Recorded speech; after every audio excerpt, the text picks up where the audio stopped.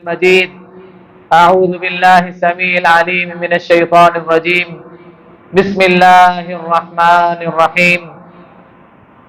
وله الكبرياء في السماوات والأرض وهو العزيز الحكيم.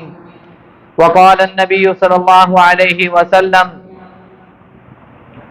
ثلاثة لا يكلمهم الله يوم القيامة ولا ينظر إليهم ولا يزكيهم ولهم عذاب أليم. المسبل إزاره والمنان والمنفق سلعته بالحلف الكاذب. رواه مسلم أو كما قال رسول الله صلى الله عليه وسلم.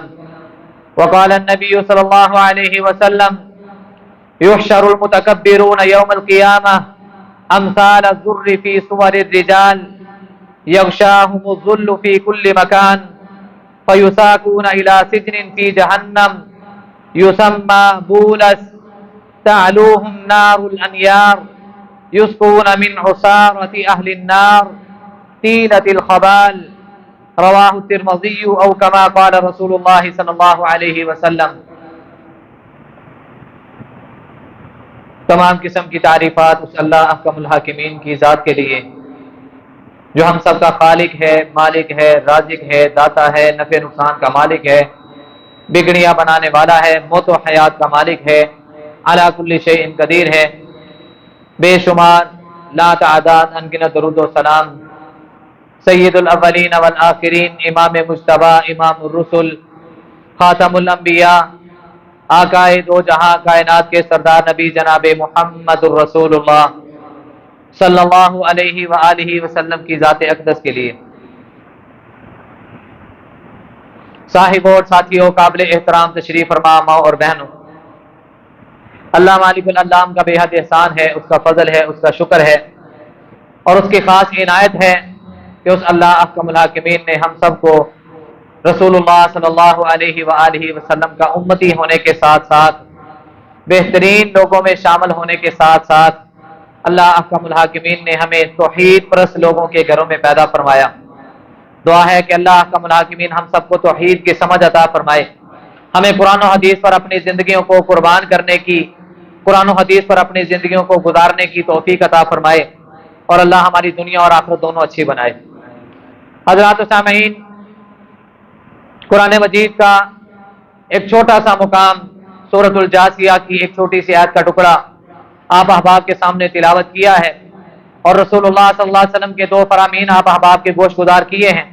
دعا ہے اللہ مجھے حق اور سچ بیان کرنے کی توفیق عطا فرمائے اور سنا کے میرے سمیت اللہ سب کو عمل کر کے اپنی دنیا اور آخرت کو بہتر بنانے کی توفیق عطا فرمائے. حضرات و سامعین، رمضان کا مہینہ ہم نے گزارا، عبادات کی، دیگر نیکی کے کرنے والے جتنے کام تھے اللہ نے ہمیں توفیق دی.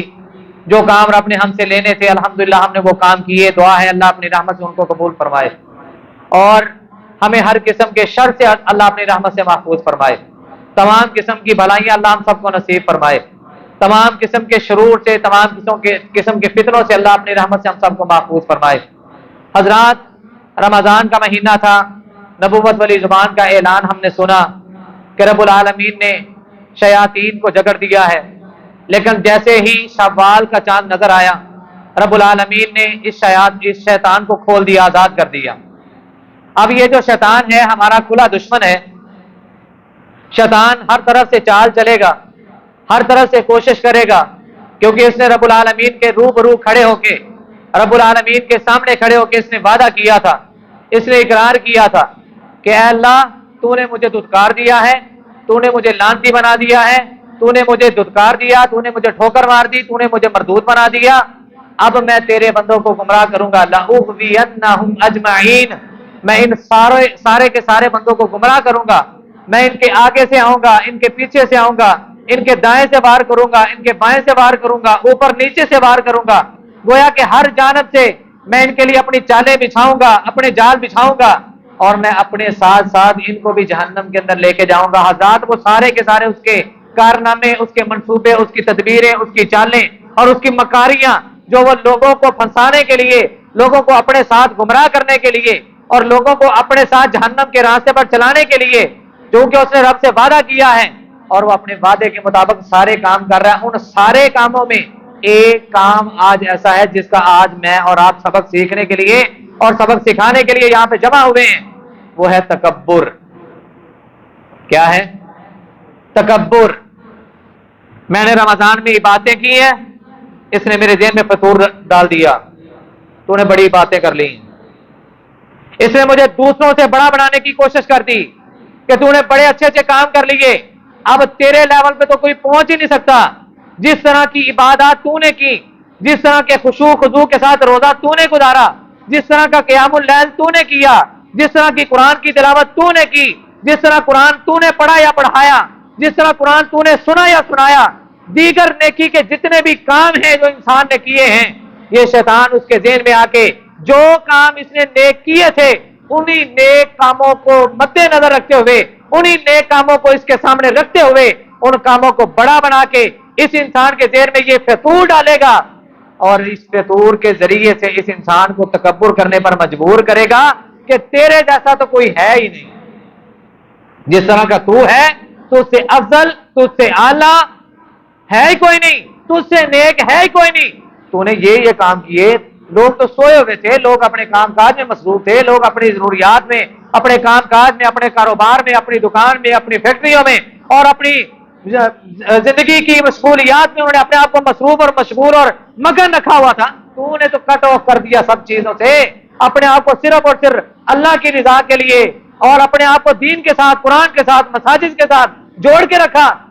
یہ جس انسان نے یہ نیک کام کیے ہیں، اس انسان کے نیک کاموں کو مد نظر رکھتے ہوئے اسی طرح اس پر وار کر کے اس کے کیے ہوئے تمام نیک کاموں کو تکبر کے زد میں لا کے ضائع کروانے کی کوشش کرے گا۔ اللہ ہم سب کو محفوظ فرمائے۔ اللہ احکم الحاکمین نے قرآن میں اعلان فرمایا وَلَهُ الْكِبْرِيَاءُ فِي السَّمَاوَاتِ وَالْأَرْضِ وَهُوَ الْعَزِيزُ الْحَكِيمُ، اور کبریائی، بلندی، عرفہ و اعلیٰ ہونا اور شانوں کا مالک ہونا یہ کس کے لیے ہے؟ جو آسمان و زمین کا مالک ہے۔ وَلَهُ الْكِبْرِيَاءُ فِي السَّمَاوَاتِ وَالْأَرْضِ، اسی کے لیے ہی تمام کبریائیاں ہیں، اسی کے لیے تمام بلندیاں ہیں۔ اللہ اکبر کبیرہ کا مطلب یہی ہے کہ اللہ کے علاوہ کوئی ہے نہیں، اللہ سے بڑا کوئی ہے نہیں، اور ساری کی ساری بڑائیاں، ساری کی ساری خوبیاں، ساری کی ساری تعریفیں اسی اللہ کے لیے، وہی کمال حکمتوں کا مالک ہے۔ اور نبی علیہ الصلوۃ والسلام نے فرمایا تھا کہ 3 قسم کے انسان ایسے ہیں، 3 قسم کے انسان کہ کل قیامت کا دن ہوگا رب العالمین ان کی طرف نظر رحمت سے نہیں دیکھے گا۔ ثلاثۃ لا یکلمہم اللہ یوم القیامہ، کل قیامت کا دن ہوگا، اللہ احکم الحاکمین 3 آدمیوں کی طرف دیکھنا بھی پسند نہیں کریں گے۔ ولا ینظر الیہم، ان کی طرف دیکھنا بھی پسند نہیں کریں گے۔ ولا یزکیہم، اللہ ان کو گناہوں سے پاک صاف بھی نہیں کرے گا۔ ولہم عذاب علیم، اور ان کے دردناک قسم کا عذاب ہے۔ ابو ذر غفاری رضی اللہ تعالیٰ عنہ اس حدیث کے راوی ہیں، بیان کرتے ہیں کہ جب میں نے نبی علیہ الصلوۃ والسلام سے یہ الفاظ سنے، آقا علیہ السلام نے 1 مرتبہ نہیں، 2 مرتبہ نہیں، نبی علیہ السلام نے 3 مرتبہ انہی الفاظ کو دہرایا کہ 3 قسم کے انسان ایسے ہیں، 3 قسم کے انسان ایسے ہیں، 3 قسم کے انسان ایسے ہیں کہ اللہ نہ تو ان کو گناہوں سے پاک کرے گا، نہ نظر رحمت سے ان کی طرف دیکھے گا۔ وَلَهُمْ عَذَابٌ عَلِيمٌ، ان کے لیے دردناک قسم کا عذاب ہے۔ ابو ذر غفاری رضی اللہ تعالیٰ عنہ کہتے ہیں اللہ کے نبی صلی اللہ علیہ وسلم وہ کون سے بد نصیب لوگ ہیں، وہ کون سے لوگ ہیں کہ جن کو نہ تو رب نظر رحمت سے دیکھے گا، نہ گناہوں سے پاک کرے گا، ان کے لیے دردناک قسم کا عذاب ہوگا۔ نبی علیہ السلام نے فرمایا المسبل ازارہ، سب سے پہلا وہ شخص جو اپنی تہمت کو اپنے ٹخنوں سے نیچے لٹکانے والا، والمنان، نیکی کر کے نیکی جتلانے والا، احسان کیا تھا اس نے زندگی میں، کبھی یہ کسی کے کام آیا تھا، کبھی کسی کے پھنسے ہوئے کام کو اس نے نکال دیا تھا، کبھی یہ کسی کی مشکل گھڑی میں یہ اس کے کام آیا تھا، لیکن ایک وقت آیا شیطان نے اس کی نیکی کو ضائع کرنے کے لیے اس کو احسان مند نہیں بلکہ اس کو کیا کروا دیا، المسبل ازارہ والمنان، محمد الرسول اللہ صلی اللہ علیہ وسلم فرماتے دوسرا یہ شخص کہ جس نے احسان مندی کا ثبوت نہیں دیا، احسان کیا تھا، نیکی کی تھی، پنجابی دی مثال ہے نیکی کرتے کھوج پا دے، نیکی کی ہے اس رب کو راضی کرنے کے لیے، نیکی کی ہے اس رب سے صلہ لینے کے لیے، نیکی کی ہے اس رب کو راضی کرنے کے لیے، نیکی کی ہے اپنے آپ کو جہنم کی آگ سے بچانے کے لیے، نیکی کی ہے محمد الرسول اللہ صلی اللہ علیہ وسلم کی سنت کو زندہ کرنے کے لیے، آقا علیہ الصلوۃ والسلام کو اپنا رہبر ماننے کے لیے، اپنا رہنما ماننے کے لیے۔ جس نبی کا میں نے کلمہ پڑھا ہے، اس نبی نے جو میری تربیت کی تھی، اس تربیت اور تعلیم پر عمل کرنے کے لیے ایک ثبوت تو دینا تھا۔ میں نے نیکی کی تھی، اب نیکی کے بعد میں ساری زندگی مر تو جاؤں لیکن دوبارہ اس نیکی کا ذکر نہ کروں، یہ ہے نیکی۔ لیکن اگر نیکی کرنے کے بعد کبھی اگر کوئی ضرورت پڑ گئی، یہ اٹھا کے اس نیکی کو اس کے منہ پر مارتا، یاد کر اس وقت کو جب تیرا کوئی نہیں تھا، جب تجھے کوئی پوچھنے والا نہیں تھا، جب تیرا کوئی ساتھ دینے والا نہیں تھا، جب تجھے اپنوں نے چھوڑ دیا تھا۔ یاد کر اس وقت میں تیرے کام آیا تھا، میں نے تیری ضرورت کو پورا کیا تھا، میں نے تیرا فلاں کام کیا تھا۔ احسان جتلانے والا نبی علیہ الصلوۃ والسلام نے فرمایا پہلا شخص جو اپنے تہمد کو، اپنی شلوار کو، اپنی پینٹ کو، اپنے ٹراؤزر کو، یہ مرد حضرات کے لیے حکم ہے، توجہ کر لیں۔ نبی علیہ السلام نے فرمایا جو مرد اپنے ٹخنوں کو ڈھکے گا، جو بندہ احسان جتلائے گا، اور تیسرا نبی علیہ السلام نے فرمایا وہ انسان جو جھوٹی قسم کھا کے اپنے مال کو بیچنے والا۔ یہ تین قسم کے بد نصیب ایسے ہیں کہ کل قیامت کا دن ہوگا، اللہ نہ تو ان کی طرف نظر رحمت سے دیکھے گا، نہ رب العالمین ان کو گناہوں سے پاک کرے گا، وَلَهُمْ عَذَابٌ عَلِيمٌ، ان کے لیے دردناک قسم کا اپنے عذاب تیار کر کے رکھا ہے۔ اور دوسری حدیث اسی کے اندر بھی نبی علیہ الصلوۃ والسلام نے تین لوگوں کا ذکر فرمایا۔ نبی علیہ السلام نے فرمایا ان تینوں میں سے تیسرا یہ ہے کہ جو دوسروں کو حقیر جانتا ہے تکبر کرتے ہوئے۔ اللہ کا ملاقمین ہم سب کو محفوظ فرمائے۔ اللہ کا ملاقمین خود کہتے ہیں الکبریاء ردائی، او لوگو تکبر نہ کرنا، تکبر نہ کرنا، تکبر بہت بڑا جرم ہے۔ اللہ کا ملاقمین خود کہتے ہیں الکبریاء ردائی، کبریائی، تکبر، بڑائی، رب العالمین کہتے ہیں یہ میری چادر ہے۔ بڑائی میری کیا ہے؟ یہ کبریا چیز کیا ہے؟ تکبر سے ہے۔ اور کبریائی، رفعت و بلندی، یہ صرف اس ہستی کی ذات کو جچتی ہے، اور رب العالمین کہتے ہیں یہ رفعت، یہ بلندی، یہ کبریائی، یہ میری ذات کے ساتھ ہے، یہ میری چادر ہے۔ والعظمت ازاری، اور عظمت میرا ازار ہے۔ یوں سمجھ لیں ایک بندے نے شرٹ پہنی ہے، نیچے اس نے تہمت پہنی ہے، مثال دے کے بات سمجھاتا ہوں۔ رب العالمین کہتے ہیں کبریائی میرے جسم کا حصہ ہے، یہ میری چادر ہے، اور عظمت میرا ازار ہے۔ اللہ کا ملاقمین کہتے ہیں فمن نازعنی واحدا منہما قذفته فی النار، جو ان دونوں میں سے کسی ایک چیز کو بھی مجھ سے کھینچنے کی، چھیننے کی کوشش کرے گا، میں اس کو منہ کے بل جہنم کے اندر پھینک دوں گا۔ وفی روایت اخری القیتہ فی جہنم، نبی علیہ السلام نے فرمایا، اللہ کا ملاقمین کہتے ہیں دوسری روایت ہے کہ جو مجھ سے میری چادر کو یا میرے ازار کو، جو میری بڑائی کو یا میری عظمت کو مجھ سے چھیننے کی کوشش کرے گا، دونوں کو یا دونوں میں سے کسی ایک کو، القیتہ فی جہنم، میں اس کو جہنم کے اندر پھینک دوں گا۔ مطلب کیا ہے؟ سمجھ کے آئی ہے کہ جو انسان تکبر کرنے والا ہے، جو انسان رب العالمین کی کبریائی کو چھیننے والا ہے، جو رب العالمین کی عظمت کو چھیننے والا ہے، اور دنیا کو حقارت کی نظر سے دیکھنے والا ہے، ایک دوسرے کو حقارت کی نظر سے دیکھنے والا ہے، اپنے آپ کو سب سے اعلیٰ اور رفع سمجھنے والا، اور دوسروں کو اپنے آپ سے کم تر اور کمزور اور حقیر اور فقیر سمجھنے والا، نبی علیہ السلام نے فرمایا رب کہتے ہیں یہ میری کبریائی ہے، یہ میری عظمت ہے، تم کون ہوتے ہو جو مجھ سے میری عظمت کو اور کبریائی کو چھیننے کی کوشش کرے گا؟ وہ یاد رکھ لے اس کا ٹھکانہ جہنم کی آگ ہے۔ اللہ کا مراقبین ہم سب کو محفوظ فرمائے۔ حضرات، انسان تکبر کب کرتا ہے؟ جب اس کے اندر بدبختی آنی شروع ہوتی ہے۔ ایک ہوتی ہے بدبختی، ایک ہوتی ہے خوش نصیبی، ایک ہوتی ہے بد نصیبی۔ جب اس کے اندر بد نصیبی اور بدبختی کے وٹامن آنے شروع ہو جائیں، جب اس کے اندر یہ وائرس آنا شروع ہو جائے، کمپیوٹر کے اندر تھوڑا تھوڑا وائرس آئے، موبائل کے اندر وائرس آنا شروع ہو جائے، موبائل ہینگ ہونا شروع ہو جاتا ہے کہ نہیں؟ اپنا اصل کام کرنا چھوڑ دیتا ہے، کیوں جی ایسے ہے کہ نہیں؟ رب العالمین نے ہمیں جو اصل کام، اصل ٹارگٹ دے کے بھیجا تھا نا، وما خلقت الجن والانس الا لیعبدون، کہ میں نے جنوں انس کو اس لیے پیدا کیا ہے کہ وہ میری عبادت کریں۔ عبادت جب انسان کرتا ہے نا تو سارے کے سارے تکبر ختم ہیں۔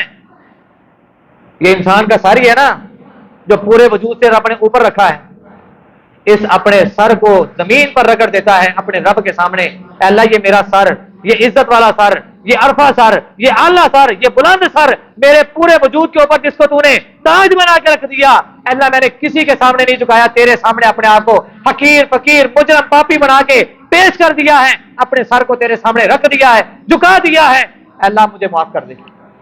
کیوں جی ایسے ہی ہے نا، جب ہم اپنے سر کو جھکاتے ہیں تو اللہ ہمیں عزتوں کی تاج عطا کر دیتا ہے، لیکن جب یہ سر کے اندر ہی فخر آ جائے، بدبختی آ جائے، بد نصیبی آ جائے، سب سے پہلا کام انسان کے اندر جب بدبختی آتی ہے، بد نصیبی آتی ہے، انسان کے اندر اکڑ پن آتا ہے، تو پھر انسان کے اندر بدبختی اور بد نصیبی کے آنے کے ساتھ ساتھ تکبر بھی آتا ہے، اور تکبر انسان کو پھر تباہ کر دیتا ہے، اس کو جہنم تک لے کے جاتا ہے۔ اللہ ہم سب کو محفوظ فرمائے۔ آپ کہیں گے مثال، ابلیس کا نام سنا ہے؟ ہسٹری ہم نے کئی مرتبہ سنی ہے، صرف اشارہ دے کے بات کو آگے لے کے چلتا ہوں۔ لکھنے والے لکھتے ہیں مفسرین کہ اتنی عبادت کرتا تھا کہ فرشتوں کے اندر اس کا شمار ہونا شروع ہو گیا۔ کس کے اندر؟ فرشتوں کے اندر۔ وہ فرشتے لا یعصون اللہ ما امرهم ویفعلون ما یؤمرون، جو رب کے حکم کی نافرمانی کرتے ہی نہیں، جو کام ہی وہ کرتے ہیں جو رب ان کو حکم دیتے ہیں۔ نافرمانی کرنا تو بڑی دور کی بات ہے، جن کا کھانا پینا، چلنا پھرنا، اٹھنا بیٹھنا، جاگنا سونا، آنا جانا، سارے کام کرنا اللہ تعالیٰ کا ذکر ہے، اللہ تعالیٰ کی نافرمانی نہیں کرتے ایک لمحے کے لیے بھی۔ مثال دے کے بات سمجھاتا ہوں۔ نبی علیہ السلام نے فرمایا اللہ نے ایک فرشتے کو پیدا کیا، اور پیدا کرنے کے بعد جب اس کی ڈیوٹی لگائی، ڈیوٹی کیا لگائی ہے؟ اس کے منہ کے ساتھ ایک سینگ نما آلہ ہے، یوم ینفخ فی الصور، جس کو کہا جاتا ہے سور۔ اللہ کا الحاکمین نے اس فرشتے کو جب سے پیدا کیا ہے، اس کی ڈیوٹی لگائی ہے، اس کے منہ کے ساتھ ایک آلہ لگا ہوا ہے، سینگ نما۔ نبی علیہ السلام نے بیان کیا ایک سینگ نما، سینگ جیسی اس کی شکل ہے، وہ آلہ، وہ اوزار اس نے اپنے منہ کے ساتھ لگایا ہے۔ کس حکم کے انتظار میں ہے؟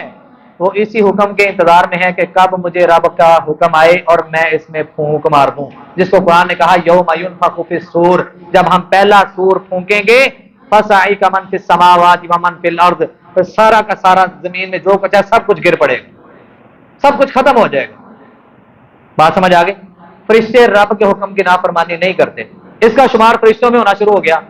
اچانک سے اس کے اندر ایک بدبختی کا وائرس آنا شروع ہوا۔ اللہ کا الحاکمین نے آدم علیہ السلام کو بنانا شروع کیا۔ یہ آتے جاتے مفسرین بیان کرتے ہیں قرآن کی آیات کا نچوڑ نکال کے کہ مفسرین نے لکھا کہ یہ آتے جاتے دیکھتا اور پریشان ہوتا تھا، رب یہ پتہ نہیں کیا بنا رہے ہیں۔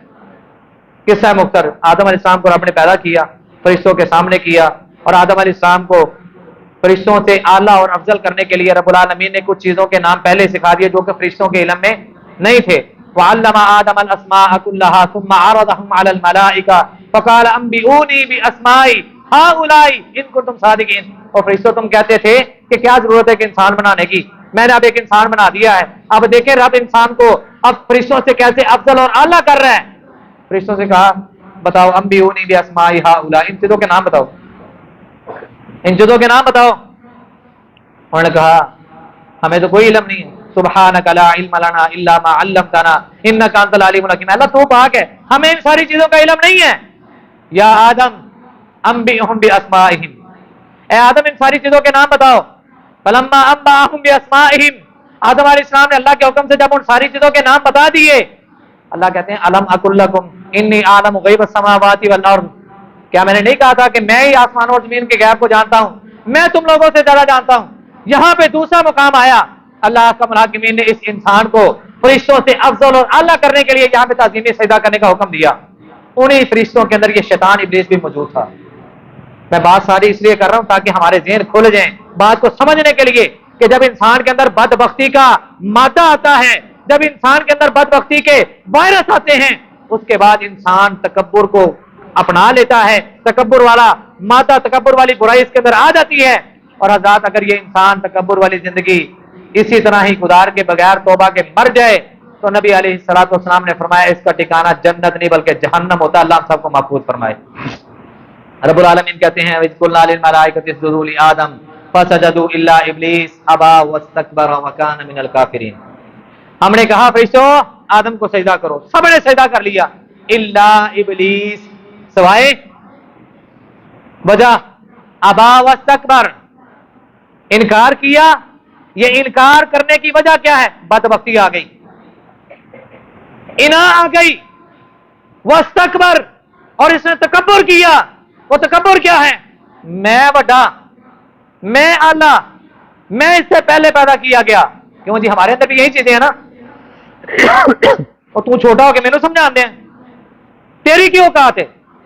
क्यों जी, इस तरह की बातें हमारे अंदर है ना, जिनको आज हम गुनाह समझते नहीं है। तू छोटा होके, तू कमी कमी होके अपनी जात देख, अपनी औकात देख, अपनी हैसियत देख, अपनी नस्ल देख, अपनी जरूरियात जिंदगी देख, अपना रहन सहन देख, अपना चाल चलन देख, अपनी जूती देख, अपना लाइफ स्टाइल देख। यही सारी चीजें होती हैं हमारी जुबानों पर, एक दूसरे को ताना देने के लिए, एक दूसरे पर इल्जाम तराशी करने के लिए, एक दूसरे को हकीर बनाने के लिए। यही सारी चीजें हमारे मुआशरे में राज कर रही है ना। शैतान ने भी क्या कहा था?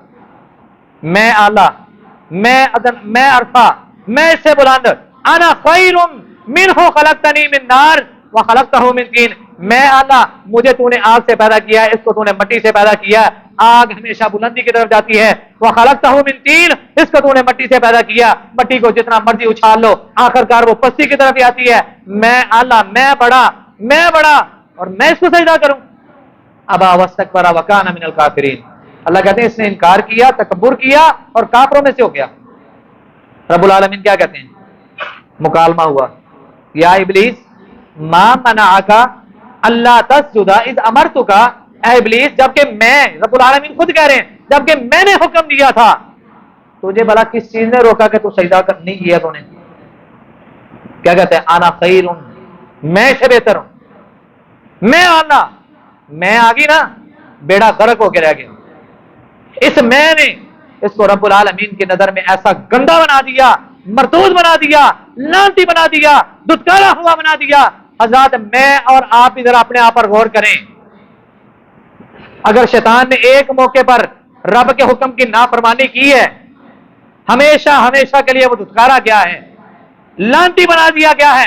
कुरान ने क़यामत की दीवारों तक, जब जब कुरान पढ़ने वाला कुरान पढ़ेगा, वो इन आयात से गुजरेगा, व इन्ना अलैका लानत इला यौमिद्दीन, क़यामत की दिनों तक, क़यामत की दीवारों तक इस पर लानते हैं। और इसका ठिकाना क्या है? जहन्नम की आग। जहन्नम की आग इसका ठिकाना है। तो इसने रब से जो वादा किया था वो अपना वादा पूरा करा। हज़रात, सारी बातों का मतलब ये है, निचोड़ आपके सामने ये रखना चाहता हूं कि हमने जितनी भी नेकियां की है ना, खुदा के लिए कभी उन नेकियों पर फख्र मत कीजिएगा, कभी उन नेकियों को दोबारा अपनी जुबान पर लेके मत आइएगा। हां, रब के सामने आप अपनी नेकियों का जिक्र जरूर करें, लेकिन अगर आपने अपनी नेकियों का चर्चा दूसरों के सामने करना शुरू कर दिया, शैतान समझ ले कि आप पे जो कर रहा है अपना वार, उसमें वो कामयाब हो गया। उसने आपको इस लेवल पे ले आया है कि आपने अपनी नेकियों को बढ़ा चढ़ा के दूसरों के सामने पेश करना शुरू कर दिया। शैतान अपने मकसद में कामयाब हो गया। शैतान भी यही चाहता था कि इसकी नेकियों को इसकी जुबान पर फख्र के अंदाज पर, तकब्बुर के अंदाज पर इसकी जुबान पे लेके आऊं, ताकि मैं इसकी नेकियों का अजर जाया करवा सकूं। जब आप अपनी नेकियां रब की रिजा के लिए करेंगे, जब आपकी नेकियां सिर्फ उस रब के लिए होंगी, जब आप अपनी नेकियां सिर्फ और सिर्फ रब से डिस्कस करेंगे, रब से शेयर करेंगे, वो वाकया आप सबके सामने है। वो गार में फंसे 3 इंसान, वाकया याद आया कि नहीं? दोहराने की जरूरत नहीं है। उन तीनों ने जो भी नेक काम किए थे वो किसकी रिजा के लिए किए थे? मुसीबत आई, गार के अंदर फंस गए, बाहर तूफान है, बड़ा पत्थर गार के मुंह के आगे आ गया। इन तीनों ने अपनी मादी कुव्वत लगा के उसको हटाने की कोशिश की, नहीं हटा सके। बैठे मौत का इंतजार कर रहे हैं। अचानक से ख्याल आया, यार आज यहां से अगर कोई बचाने वाली जात है तो वो कौन है? जिन्ना जिन्ना का ईमान है ना, बोलो वो कौन है? अल्लाह। जहां पे कोई भी जराए काम ना आते हो, वहां पे एक जरिया फिर भी होता है। वो कौन सा है? जहां पे कोई भी काम नहीं आता, वहां पे काम आने वाली जात कौन सी है? अल्लाह है। अल्लाह तो हर जगह पर मौजूद है अपने इल्म के एतबार से। अच्छा, यहां पे एक अपने ज़हन में, अपने इल्म में इजाफा कर लें। कभी ईसाइयां को जवाब ही देना पै जाता है, कभी ईसाइयां दे नाल मुनाजरे करना पै जाता है, कभी किसी काफर दे नाल मथा लग जाता है, कभी किसी गैर मुस्लिम के साथ आपका टाकरा हो जाए, मुकालमा हो जाए, बातचीत होनी शुरू हो जाए। वो पूछे, जिस रब को आप पूछते हो, हमारा भगवान, हमारी मूर्ति, हमारा खुदा, वो तो हमारे सामने होता है। बेशक हमने अपने हाथों से बनाया, अपने मंदिरों में रखा हुआ उसको, ठीक है, हम उसके सामने سر کو جھکاتے ہیں, اپنی نظر و نیاز کرتے ہیں, اس سے مانگتے ہیں, وہ ہماری مرادیں پوری کرتا ہے. تو رب کتنے جواب تو ہونا چاہیے تھا نا سارے کو. جی کیا جواب ہے ہمارے پاس؟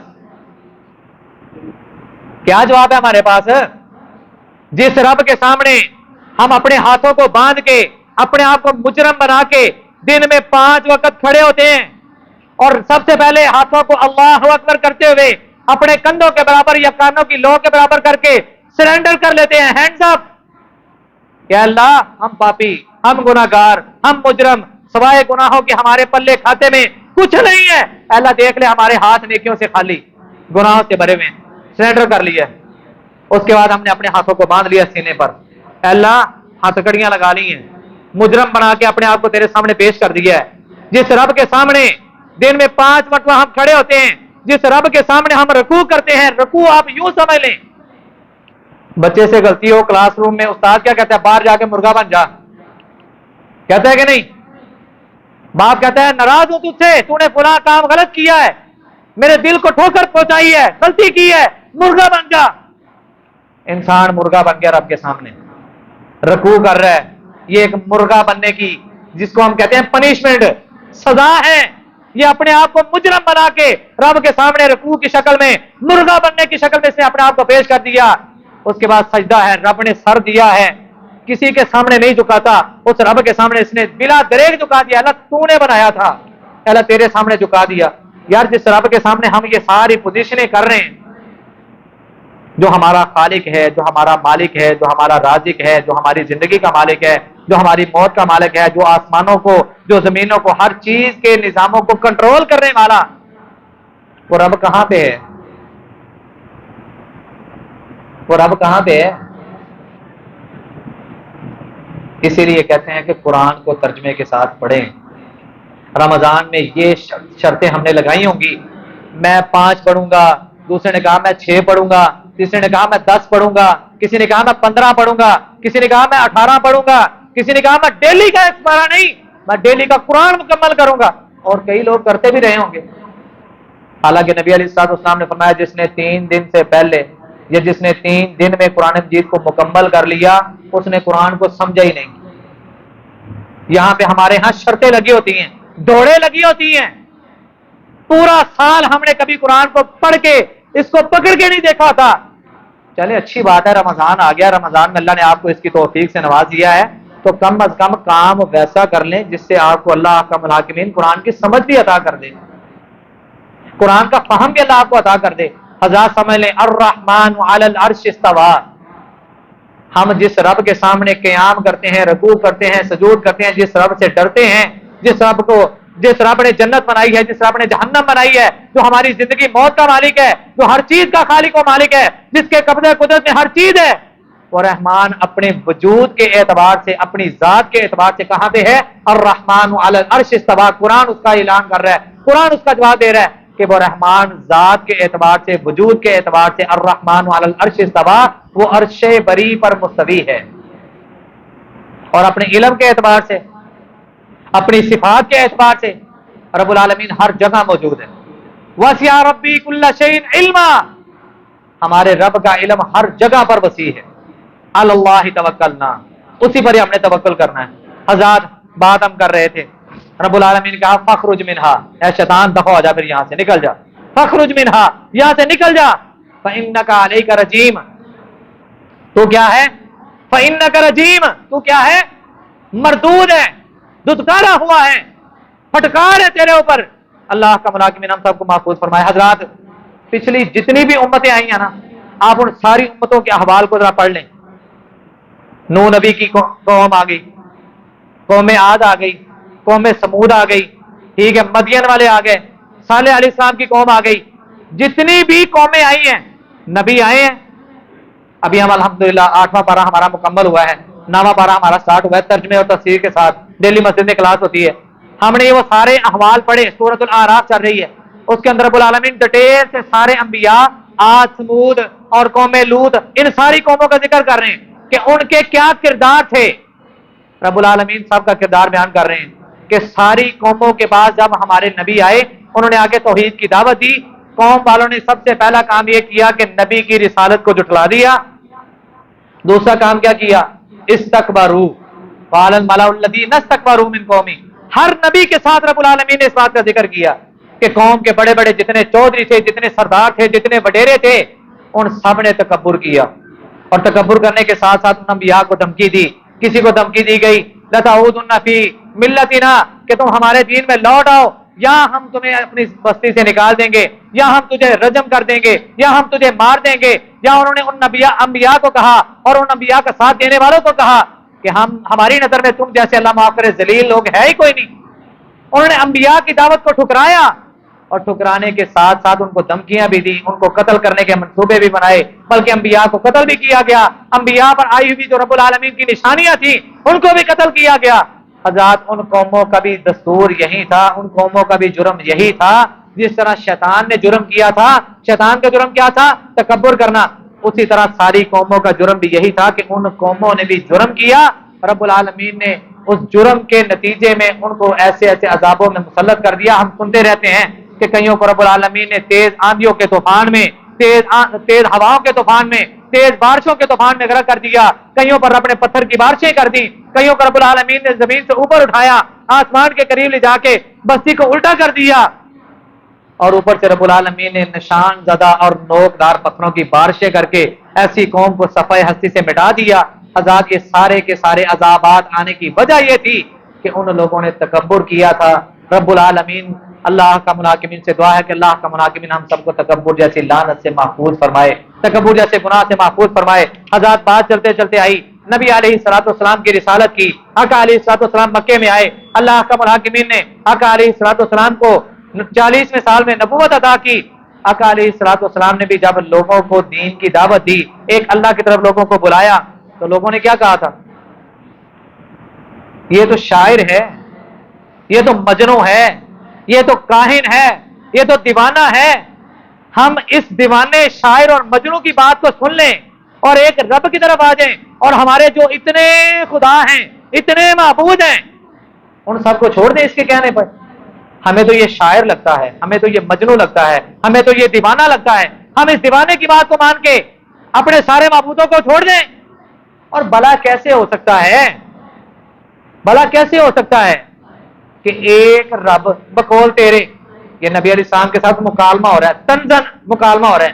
بھلا کیسے ہو سکتا ہے کہ تو کہتا ہے کہ ایک رب ہے جس نے مجھے پیدا کیا ہے، جس نے آپ سب کو پیدا کیا ہے، جس نے پوری کائنات کو پیدا کیا ہے، جو اس کائنات کا پورا نظام سنبھالے ہوئے ہے، وہ موت کا بھی مالک ہے، وہ زندگی کا بھی مالک ہے. ان قریب وہ تمہیں موت دے گا اور مرنے کے بعد تم دوبارہ اٹھائے جاؤ گے.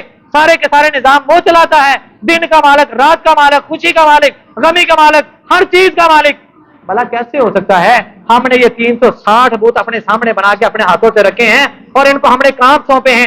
یہ بیٹے دینے والا، یہ بیٹیاں دینے والا، یہ رات کا مالک، یہ دن کا مالک، یہ خوشی کا مالک، یہ غمی کا مالک، یہ طوفان کا مالک، یہ آندھیوں کا مالک. ہم نے ان 360 بتوں کو ہم نے کام سونپے ہیں. یہ فلاں کام کرنے والا، یہ فلاں کام کرنے والا. یہ کام اتنے سونپنے کے باوجود بھی ہمارے سارے کام پورے نہیں ہوتے. 360 خدا ہونے کے باوجود ہمارے کام ادھورے رہ جاتے ہیں.